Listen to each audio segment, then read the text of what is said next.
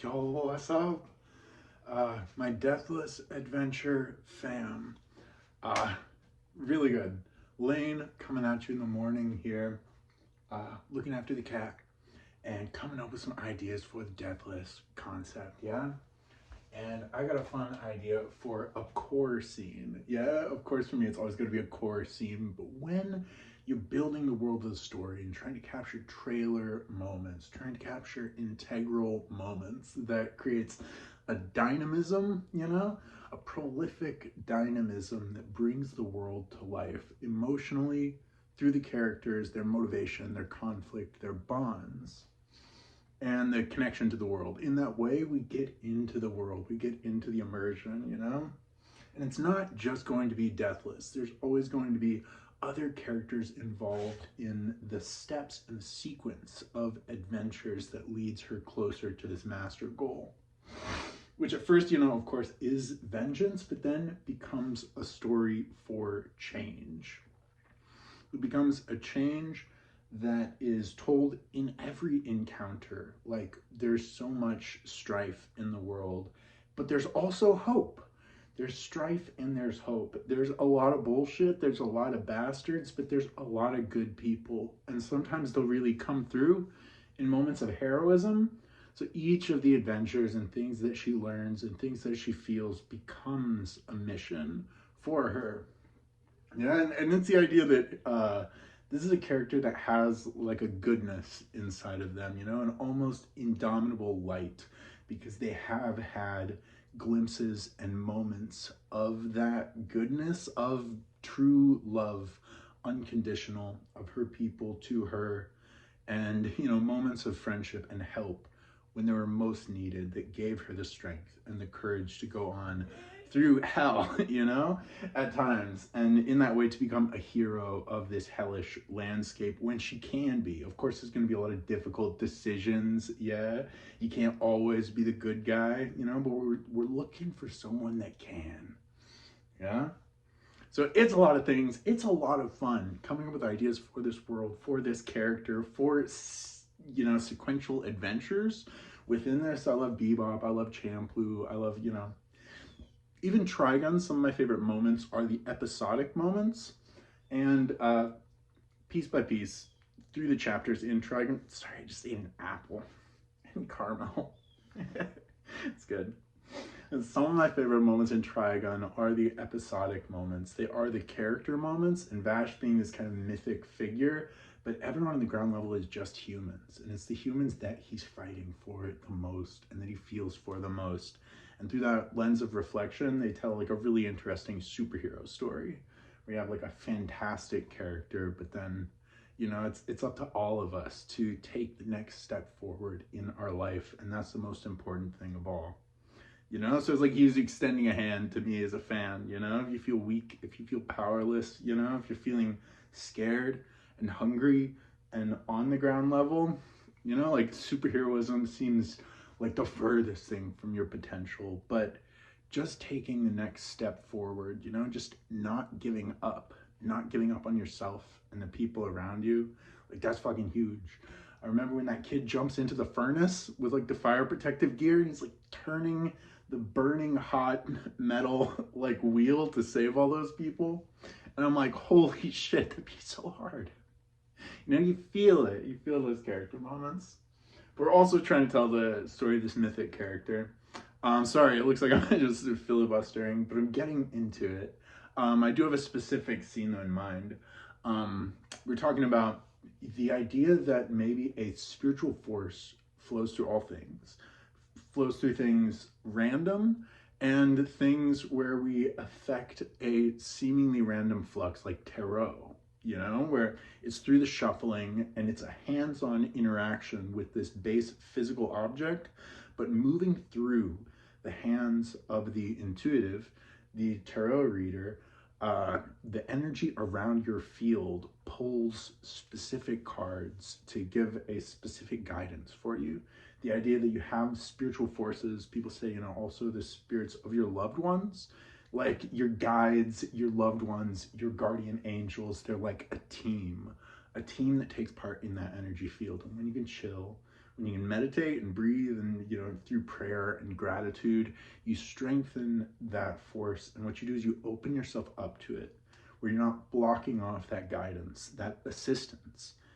And that's huge. I've seen that in my life. I've seen that in the lives of people around me, and through many stories of miracles and miracles through prayer, and like synchronicities, where people in dire need, like ask for and pray for, and they get the help that they need, sometimes amazingly. Really quick story to share from some, close family friends. And there was a time they didn't have any money for school supplies, and their mom's like, she doesn't know what to do. School is like that week. Yeah, she says in prayer she gets a sign from Jesus to go and just grab all the supplies that she needs, put it into a cart, and just pretend as though she was going to be able to buy it. She wasn't planning on stealing it, but that was the message, and she was desperate enough to be like, okay. She gets all this stuff, it's a whole bunch of school supplies, everything they need, and goes up to the front of the store, and a woman comes up to her and says, Jesus told me to give you. I don't think it was actually Jesus for the mother, but it was a divine force, and she was of Catholic faith. But the woman says, Jesus told me to give this money to, and give her $200. She had like $192 of stuff. Insane. And just through the most honest testimony, you're like, sure she didn't steal stuff? And yeah, totally. It's backed, it's solid. They live in a very small town, there was witnesses, right? Things like that, right? That really just give you pause, and you're like, that's amazing. That's wild. Cool, right? In the Deathless story, while she has a number of different companions and partners and people that work as associates and, assistants, all of which have different skill sets, applicable to the situations they're in, whether they're episodic character stories, or people that are part of the organization and the larger quest of, motivation for this. It's not just a personal revenge, but a tactical revenge. There's a force of power that invested in her, her creation as an experimental weapon to be a force for change in this personal conflict. And then she's a force for change in the world of her own volition. So there's lots of things going on there. But she has a kind of sidekick that's like one of those walking mechs, one of the Arma mechs, but with a little bit more style and design. We're working towards a finished design there. Sharp, angular, blocky, retro, but then with the muscle legs, like something old world tech, but then it's been adjusted and, adapted to the post-apocalyptic wasteland that the story is set in. And, there's like fun moments with that thing, like she's going through hell, and give her a thumbs up or something, like it's got little moments of humor with her and the dog mech thing. We're not set on it being a dog mech. It's what we have in the designs for right now. But her in a situation and tying these concepts together, where she had people who really genuinely, truly loved her. And there was like a force of unconditional love that, motivated her never to give up, even when the world was hell. And it's like, how does a world that had such a sweetness and a love in it turn to this? Why do people hurt each other? Why is there so much pain in the world? But even when it seems stupid, she didn't give up, and she remembered that light. And there's a situation where she's like, trapped and knocked unconscious and under some rubble in like a building that's burning or going down or going to explode. Anything like burning, and she's in a dream sequence, and in the dream sequence, there's at least one point when her mom's like encouraging her never to give up and that she is strong, like even when she's in pain, even when she's going through it, she has a strength, and to get up. And she's giving her her hand, and it's in this dream sequence that she like wakes up into this situation. And it'd be like the mecha dog thing there with its hand out, and it'd go from the sequence of her, of course, taking her mother's hand and pulling herself up to like pulling herself out of being stabbed and like crushed, and using great strength to pull herself out and like limp out and continue to be the force of change that she is for the wasteland and in the individual adventures and situations that she takes part in. I thought that was cool though, and that's just an example of this idea that she had people that genuinely loved her that she lost, and there's this kind of feeling of lost light, But then even as they're going through hell, there are miracles in the wasteland. There's synchronicities at key times. Of course, there's kind of the opposite when things go to shit and they have to recover. But in those times, especially those times when you do not give up and you hold your focus and you get back on and you don't lose your faith, even when there's situations that would test your faith that come up, then you're rewarded by miracles and synchronicities and things turning around when you least expect that they could. And through that perseverance and that keeping of the faith, like, yes, there's always someone looking out for you. There's always going to be help, you know, even when you're in a place without help, you know, like if you're in a place where it is dead night, the sun is still there. You just can't see it right now, and the day will return. Yeah.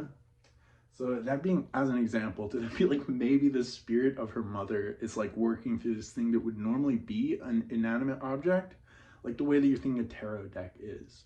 Or there's an example of Joe Dispenza where they've got these robots that are completely random moving robots, and they put them in with chicks, and chicks imprint on the first thing that they see, and they made it so the chicks would see the robots, and the robots would move around unrandomly.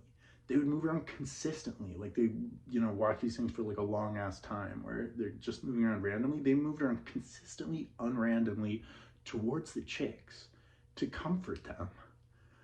You know, like maybe it was the chicks pulling this force, or maybe there's something else behind the scenes moving things that we cannot see, you know, living invisible things, points of consciousness around us, you know, like, and to think, it sounds crazy, there could be a world of spirit with non-physical entities around us that we cannot detect, that we cannot see, but it's crazy to think of microbiology before microscopes, yeah?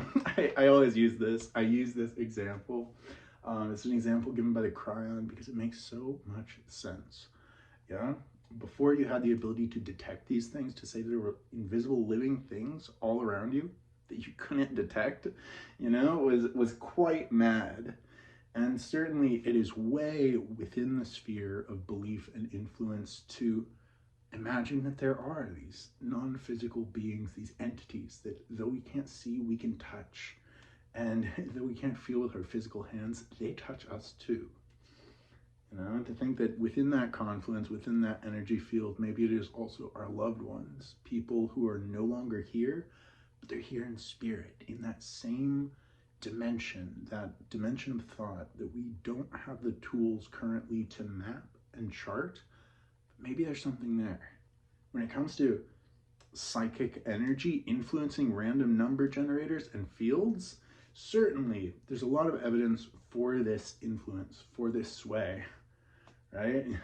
Joe Dispenza, Dean Radin, check these guys out. And science says we don't know how.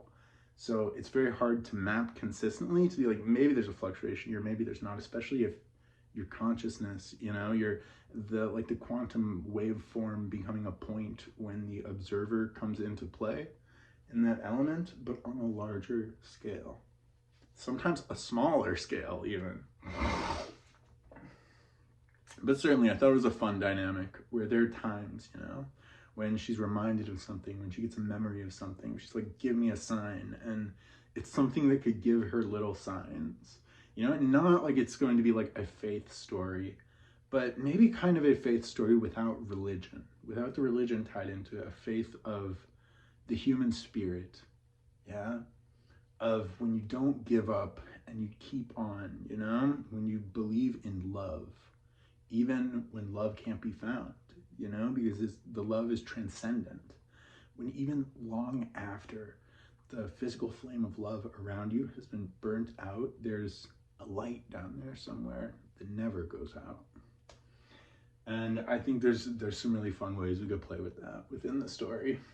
And in a pretty faithless place, you know, we're going like hardcore on this thing, you know, like Fallout, The Witcher, you know, like the hardest parts of Star Wars, hardcore, like, you know, pulp fictions, you know, pulp fiction comics and novels, and, you know, wild B movie type shit, you know, because if you believe in a higher power, the higher power goes through everything, every B movie, every genocide, every horror there's also miracles, there's acts of kindness, you know, even in the darkest place, there is still light, you know? So we go really dark to be able to capture that dynamic contrast that makes the light, that makes the joy, that makes the peace, moments of humor, it hard won and valuable and real, you know? You see that? I don't know, that's always something that's really made me smile and given me faith in humanity when you find things in your life that might shake your faith, when you're reading about the worst war crimes and atrocities and like humanitarian issues that the world has to offer, you know, you have to play a game in your head where you imagine every good thing and every act of kindness against, you know, all of those horrors, you know, which often is imaginary horrors because you read about the atrocity, but you don't always see all the small acts of kindness and goodness that were there even. You know, and people are relative, you know, if you live in a hot space and you read about a cold place, you're like, oh my God, what? It would be so cold, and vice versa, you know, because people are incredibly adaptable, and susceptible to kindness and heroism when you least expect it. And something that always gives me hope, even, is of the 200 million people in slavery in the world, they choose to live. They choose life when it would be so much easier to end their lives than it would be to endure another day of slavery, of backbreaking labor, you know? You know, because there is hope there, you know, even in some small way, there was love and kindness in their life from their parents, from their core friends, even just in the small goodness of, you know, food that makes their survival seem, you know, is something that they choose. Something that gives me hope. So we'll try to work that in there. We'll try to keep it fun.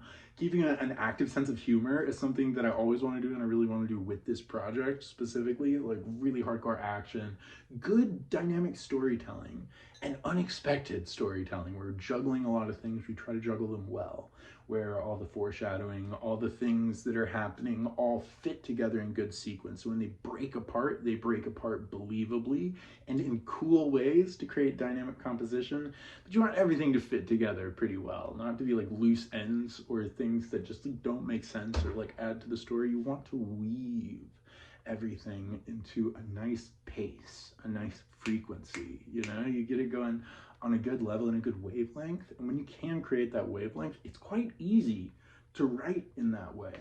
Or sometimes it take a really fucking long time to write anything, but when you're in and on the energy of the storyline and you're just going through it, come up with the next fun thing and to channel that energy of the whole story, and you're like, what happens if you can feel the story emotionally and you're motivated and you're invested in the characters' motivations and what happens to the world and how cool it is, and this just the collaboration of it with your partners, getting excited about it, being a shared excitement. You can move that through the writing and it becomes very, very quick. You're building high mobility storytelling. And that's all I wanted with this, was to create a very fun story to make with people, a story I could get excited about, a story I feel like other people would get excited about, and a story that wins very quickly just based on concept. I'm like, what would I like to see out of any story that I could request of the universe? And I was like, Yoji Shinkawa, Ashley Wood, Afro Samurai. And it'd be like a sci-fi, like apocalypse western, you know? Like anything that had that art style and that action that hit those bases, I would watch. I would so totally show up for it. You know, it'd also be like a little bit like Batman, it'd be like Trigun, and it'd have like a dark, weird sense of humor. We try to do Quentin Tarantino type things in having like a wild style. You know, we could have characters that do fun, unique lines that you've never heard anywhere, and like bold, dynamic action, you know, like Metal Gear Solid as well, like tactical action. You can think of like, there's an enemy force that have these mechas and these guys, you have this amount of landmines and grenades and bullets and supplies and these abilities, how the fuck are you gonna beat them? And thinking tactically about those individual engagements and how you could do that, and that was just like endless fun to me. It's still endless fun to me. No, yeah, think of a scene where she's like on a motorcycle and has like her sword out. She's gotta like go in and do a really clutch attack at something. Or like, I don't know, you could stab it into the wheel of a Jeep and we'd have the Jeep like spin and flip believably. Um, she's going to get something and has to like stop it, but then it flies off a cliff, and you have to adapt as well. To have adaptability, it's like, oh shit, even when things go awry, when things go wrong, you find a way.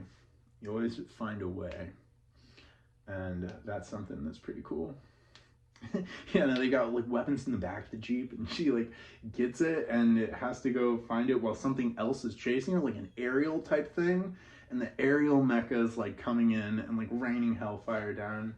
But they have weapons that they're going to hijack in the Jeep, which is like a little, mecha thing. Mecha and mecha, but like a ground type mecha with hardcore artillery. And, just fighting the air thing. At the last minute, they can hack into it. And it saves her ass. That'd be cool. And you're using the entire surroundings. I spent a lot of my life in Badlands and deserts. In the Badlands of South Dakota and the deserts of like Texas, and we're riding around on like motorcycles, not fucking four-wheelers, and in the backs of truck beds and Jeeps and stuff. I love the aesthetics there, and I also feel the aesthetics personally. And I love that. Like, even like in small towns and places where it's like a bunch of scumbags and drug addicts and wild people out there, there's still good people as well. And there is goodness and there's unexpectedness. Like, everyone has to find a way not to get bored in life. So even a place where not a lot is happening, you become a part of it and you know these people. It's like there's always something that's interesting. And to tap into anything that's interesting for you, and to tap into things that are interesting for the team. Like, whenever I talk to someone, I'm always interested in what they're interested in. Like, what is your passion? What are you most excited about right now? Is there anything that you're learning and that you were like, what, when you learned it? Like, I go for those moments. And when you build a team spontaneously, I believe in those synchronicities and miracles in real life even more than in storytelling, because sometimes storytelling is deliberate, but real life miracles will sometimes be beyond fiction. Like that Jesus thing, man, I want to write that into a story. I'd be like, there is no fucking way. But when you hear someone honestly testify to you, it's just an experience from their life, you're like, man, there's something else out there. Yo, that's wild. Yeah. So if you build a team and get a team together, it's just like there's going to be so much content right there in what was actively interesting and motivational. Often, what's the most moving thing? Sometimes, what is the most difficult thing that's happened to you in your life? What have you had to overcome and struggle through? Because I'm always like, in the overcoming, there's so much strength and there's so much character.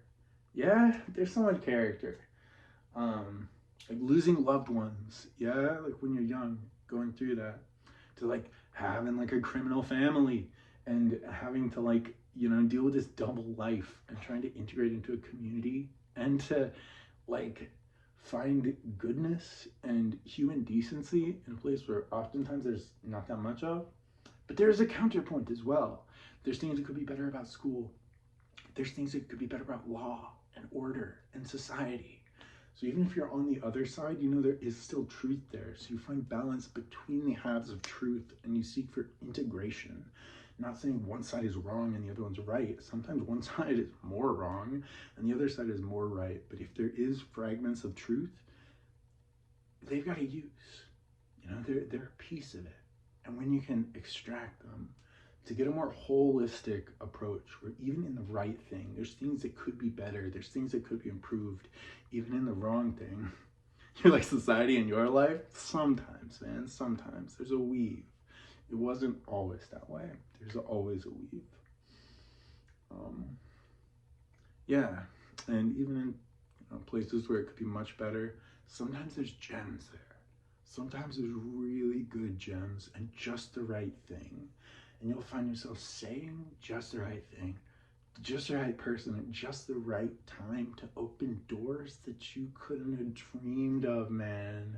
They really make magic happen. And the real kind, you know, the real kind of magic, this spooky, magical, synchronous kind of magic that like makes you believe in a higher power. Yeah, no illusions. Yeah, it's my entire motto.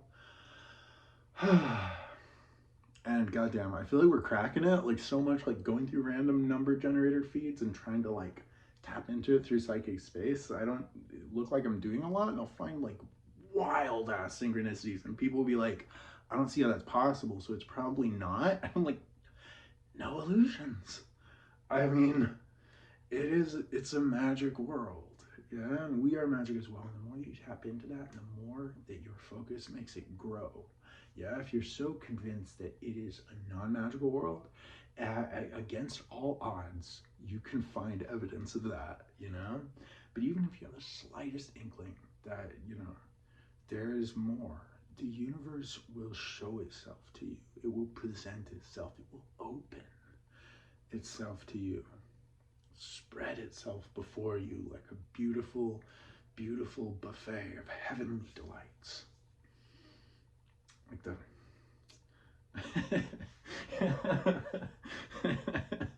like deathless after a hard mission, man. Go girl. Hey. It's lovely. All right, we're gonna keep it on and put this thing together. I'm so excited and amazed, and just like I haven't even touched how amazing has been the AI video generation, where you take individual frames of something and you can make a concept video. You can make so many infinite kinds of concept videos, and in that generation, even with Grok, even with X, that's the platform that I'm using. There's stuff that's more specific and powerfully specific, but in that they have so much library of material in terms of textures and effects and movement and angles. Every single camera rotation, every single lightning and fire and all their effects, their depth that it creates, and lighting. The depth and lighting just got an overhaul. It's insane. It's amazing. It is so bringing me into it and bringing me into life, and thinking like you could make, with just a small team, making enough frames and running those frames through enough variables and finding ways to do it quickly, like speed painting, and then running each frame like 100 different potential variables and picking out of that the 100 times 6. That's 600, bro. 600, that is 10 minutes. 10 minutes of video content would be 100 different generations, and you run each of them 100 times. And if you did this with a team of people, it would take like a day, man, because you can easily go through like 50 of them. Yeah. So out of that, you pick the best of them, you make the best generative content. It didn't sound like I said a lot, but run that back. You have a small team that can make all the images, and then you run them to image generation. You figure out exactly what works well so that you can try them enough times and get the very, very best cream of the crop and all of those things. And you'd have this moving, changing, dynamic video of content that you could use for a crowdfunding campaign, you know? Because video moves, you know, just have like a narration with individual still frames, it's good. You can use that to PowerPoint a crowdfunding campaign, but to have movement and sound effects and music, you want to just use the auto-generated sound effects and music, of course you could, but to have one consistent flowing aspect of music, and to see that happening, like I've seen very successful crowdfunding campaigns that do a flash animation reading rainbow type thing, where it's moving versions of still images, and still it captures that feeling. What we have now is so far beyond that. It is so expansive to that. It's totally exciting. It's fucking way exciting. We should get on that. I'm more excited than ever to be an artist and storyteller. I'm more excited than ever to be a human being, you know? A son, a brother, an uncle, yeah? A friend to my friends, and more excited than ever to be sending love even to people with no love for me, while I powerfully and deliberately choose the people that are most beneficial for my heart, my soul, my passion, my, you know, my art. So we'll leave it at that. Namaste, namaste, motherfuckers. I hope that you're all doing well out there, and I lay in horror. am sending you my love and light. Hey. Here, we'll go on for just a second so we can get like 30 minutes and 33 seconds because that's cute. You know, they're like, oh shit, you got the right time. You got the right time right there. And no, I'm not worried about missing the mark, because if we go over, I'll just go back and crop it to exactly 30:33. Heck yeah. Oh my god, I'm so excited. I'm like way excited. That's like one thing, it ties into everything, and I've been working at every aspect of arts and design and storytelling. It's good. Alright. Yeah, peace and love. Peace and love and all good things. May all good things come to you. We'll just chill here for a minute. Like, if we get 33:33, that'd be even better. And if not, I'll just go back to 30:33, man. Cat's in a good position. I take care of a little wobbly cat named Sanji, in case you're new here. He is my joy. He is my pride. He reminds me to slow down. And even when you're very motivated to get where you want, to take time for the little things and the little guys around you. And that is so big. You know, like, to spend time with this guy has been such a godsend. Like, I'm sure, you know, spending time with your friends and family, if I'm very motivated in the work that I'm doing, you know, and I'm like getting a lot done, sometimes I'm hyper focused on it, you know, and it's like, even if you're very excited to share that, it's like, it should not be more important than slowing down and getting quiet and holding consideration and space for the people around you, because that's what he needs. He doesn't understand words, you know, and if I'm not giving him that time and space, he gets frustrated and upset. And people are much better at masking that, of course, but it's the exact same way. You know, if you're like, the work I'm doing is so important, and you know, especially if you're in a relationship, your partner will be like, I know that your work is so important. I love it. They will sacrifice themselves for you. You know, and that's like the most sad thing at all, because you might not even see it. You know, you might not even see it.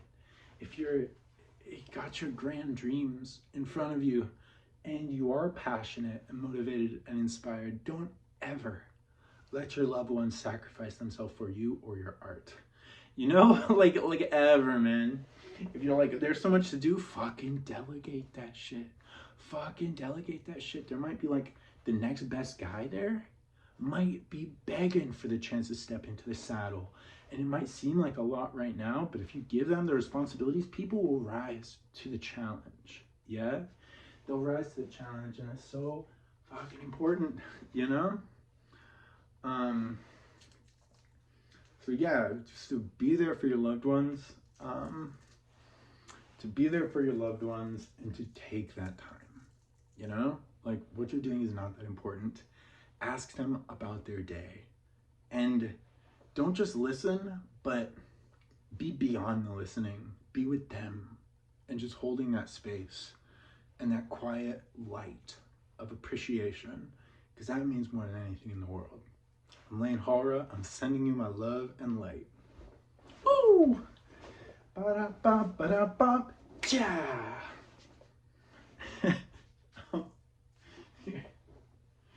Oh, so good. So good.